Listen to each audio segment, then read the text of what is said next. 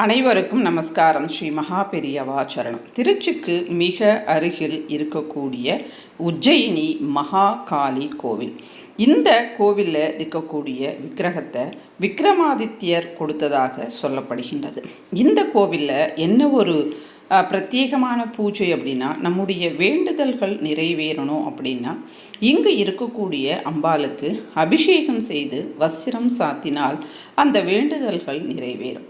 இந்த கோவில் 500 இருந்து 1000 ஆண்டுகள் பழமை வாய்ந்த கோவிலாக கூறப்படுகின்றது. அது மட்டும் இல்லாமல் இந்த கோவிலில் அம்பாள் அர்த்தநாரீஸ்வரியாக காட்சி கொடுக்கின்றார்கள். ஒரு மார்பகத்தோடு 3 கைகளோடு எங்கும் இல்லாத விதத்தில் இந்த கோவிலில் அம்பாள் நமக்கு காட்சி கொடுக்கின்றார். அதாவது காளிகாம்பாள் தான் இங்கு இருக்கக்கூடிய பிரதான தெய்வமாக கருதப்படுகின்றது. உங்களுக்கு வாய்ப்பிருந்தால் இந்த கோவிலுக்கு சென்று அம்பாளை தரிசனம் செய்யுங்கள்.